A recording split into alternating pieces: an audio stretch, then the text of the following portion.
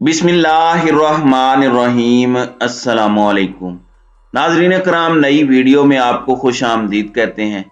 कराची के मेयर के लिए जोड़ तोड़ अहमियत इख्तियार कर गई है। इलेक्शन कमीशन ऑफ पाकिस्तान की जानिब से मजमूअन 235 यूसीज के जारी करदा नताइज के मुताबिक पीपल्स पार्टी 93 सीटें लेकर सर फहरिस्त रही। जमात इस्लामी 86 सीटों के साथ दूसरे और पाकिस्तान तहरीक इंसाफ 40 सीटें लेकर तीसरे नंबर पर रही। यानी कोई भी पार्टी 124 की सादा अक्सरियत हासिल करने में नाकाम रही। यूं अब दो पार्टियों को मिलकर लोकल गवर्नमेंट बनानी पड़ेगी। अब कराची के लिए मेयर कौन बनेगा, इसके ऊपर बड़ी ले दे हो रही है। जमात इस्लामी और पाकिस्तान पीपल्स पार्टी मिलकर भी एक मखलूत मकामी हुकूमत बना सकती हैं। इसी तरीके से जमात इस्लामी और पाकिस्तान तहरीक इंसाफ के दरमियान भी एक मजबूत राब्ता हो सकता है, और इस हवाले से पाकिस्तान तहरीक इंसाफ ने एक इंदिया भी दिया है। तो देखते हैं कि इस आने वाले वक्त में क्या होता है। इस पर हम आज की वीडियो में बात करेंगे। नाज़रीन कराम, दो सिनेरियो बड़े वाज़ेह हैं।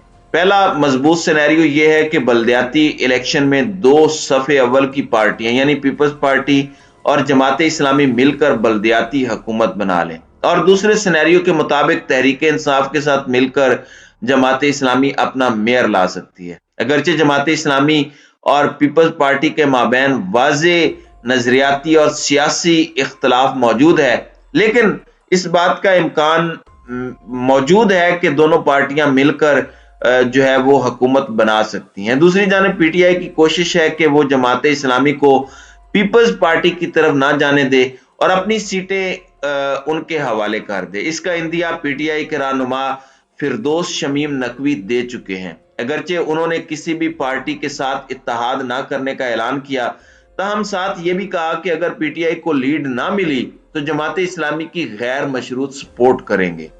तो नाज़रीन कराम, इन दो सिनेरियो में $1 मिलियन सवाल यह है कि किसके इत्तेहाद से मार्ज़े वजूद में आने वाली मकामी हुकूमत से कराची और उसके अवाम का भला होगा। तजियाकारों की अक्सरियत का यह ख्याल है कि ऐसे में पीपल्स पार्टी और जमात इस्लामी के इत्तेहाद से बनने वाली हुकूमत अवाम के लिए नुकसानदेह साबित हो सकती है, क्योंकि पिछले चंद सालों के अंदर जो कुछ पीपल्स पार्टी ने कराची के अंदर और सिंध के बासियों के साथ किया है वो सबके सामने है। फंड्स के हवाले से फंड्स के ऊपर किस तरह से कब्जा जमाया गया, किस तरीके से सैलाब जदगान को जलील किया गया, किस तरीके से पीपल्स पार्टी ने वहां के रहने वालों को जलील करके रखा, वो आप सबके सामने है। एक हमेशा से पीपल्स पार्टी जो है वो एमक्यूएम और मेयर के लिए दर्द सर बनी रही, और फंड्स के मामले में भी पीपल्स पार्टी हमेशा एक चैलेंजिंग जमात के तौर पर सामने आई। इसलिए जमात इस्लामी के हवाले से ये कहा जा रहा है कि हो सकता है कि जमात इस्लामी पीपल्स पार्टी के साथ अपना इत्तेहाद ना करे। चंद माह पहले होने वाली तरामीम को अगर नजर सामने रखें, अगर इंतजामी उमूर का उसकी नजर से जायजा लिया जाए, तो अब्बासी शहीद अस्पताल और कराची मेडिकल डेंटल कॉलेज समेत के एमसी के तमाम हस्पताल और तालीमी इदारे लोकल गवर्नमेंट के हवाले किए जा चुके हैं। इसी तरह वाटर बोर्ड का चेयरमैन अब सूबाई वजीर के बजाय मेयर होगा, जबकि डेवलपमेंट अथॉरिटीज भी मेयर के मतहत होंगी, जिनमें केडीए, एमडीए और एलडीए शामिल हैं। दूसरी जानिब Sindh salt waste management board, जिसे कमाई का एक बड़ा जरिया समझा जाता है, वो भी मेयर के नीचे होगा। माली उमूर को देखा जाए तो चार्जर्ड पार्किंग समेत शहर के बेशतर टैक्सेस और फीसें भी लोकल गवर्नमेंट वसूल कर सकेगी।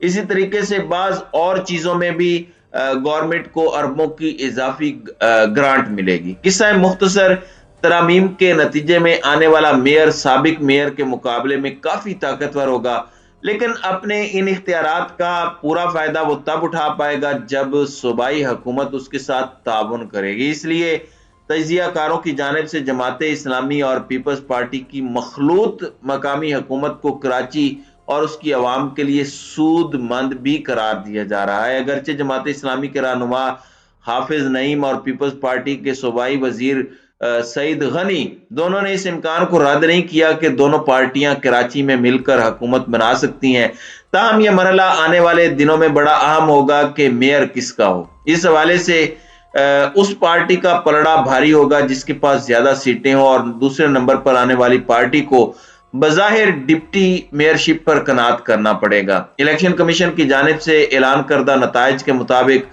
سر فہرست پیپلز پارٹی اور دوسرے نمبر پر جماعت اسلامی ہے، لہذا یقیناً اگر دونوں پارٹیوں کے مابین اتحاد کے لیے مذاکرات کا باضابطہ سلسلہ شروع ہوتا ہے تو پیپلز پارٹی اکثریتی سیٹوں کی بنیاد پر اپنا میئر لانے کا اصرار کرے گی۔ دیکھنا یہ ہے کہ جماعت اسلامی اس پر آمادہ ہوتی ہے یا وہ پھر دوسرا آپشن اختیار کرتے ہوئے پاکستان تحریک انصاف کے ساتھ مل کر مقامی حکومت بنانے کو ترجیح دیتی ہے۔ اس حوالے سے آج یعنی یہ جو منگل کا دن ہے یہ بڑی صورتحال کو کافی حد تک واضح کر دے گا۔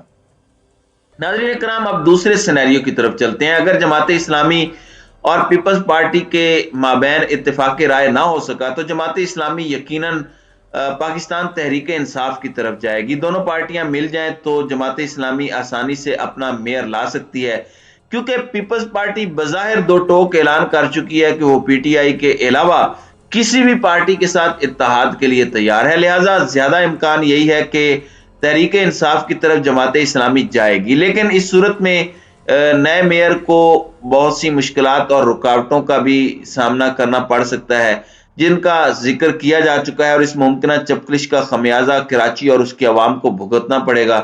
پیپلز پارٹی کی روایت ہے کہ وہ مخالف پارٹی کی مقامی حکومت کے لیے مشکلات کھڑی کرتی ہے۔ پیپلز پارٹی کے حلقوں سے یہ سن مل رہی ہے کہ اگر جماعت اسلامی تحریک انصاف کے ساتھ مل کر حکومت بناتی ہے تو پھر مبینہ طور پر ماضی کی طرح میئر کو چلنے نہیں دیا جائے گا۔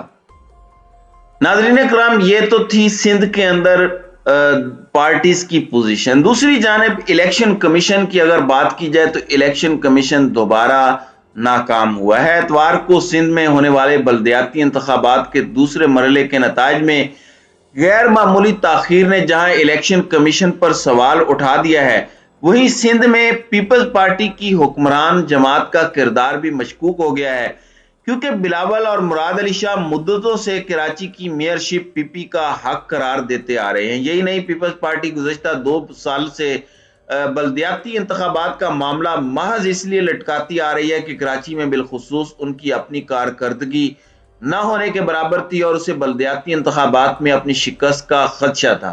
یہی حال ایم کیو ایم کا تھا، کیونکہ 2015 سے 2020 تک ایم کیو ایم کی میئرشپ رکھنے والے وسیم اختر بھی عوام کو کچھ ڈیلیور کرنے سے اس لیے قاصر تھے کہ ان کے دور میں سندھ حکومت بلدیاتی اداروں کے بہت سے اختیارات سلب کیے بیٹھے تھی۔ اس دوران ایڈمنسٹریٹرز کے ذریعے معاملات کو کنٹرول کرنے کی اور وسائل پر ہاتھ صاف کرنے اور جمانے کی دانستہ کوشش کی جاتی رہی۔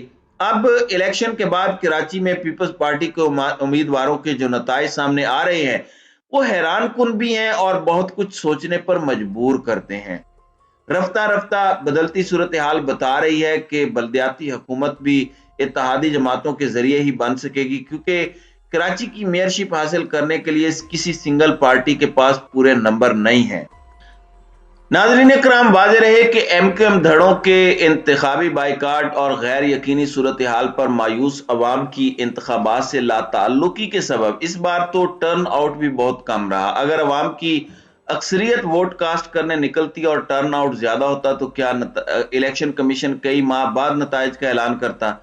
اتوار 15 جنوری کو الیکشن کمیشن کے انتظامات کا عالم تو یہ سامنے آیا کہ جاری کردہ ووٹرز کی فہرستیں بھی نامکمل تھیں، اور بے شمار جگہوں پر تو ان فہرستوں کا بھی کوئی وجود نہ تھا، جن پر ووٹرز کو شدید مشکلات کا سامنا کرنا پڑا اور بہت سے لوگ ووٹ دینے سے ہی قاصر رہے۔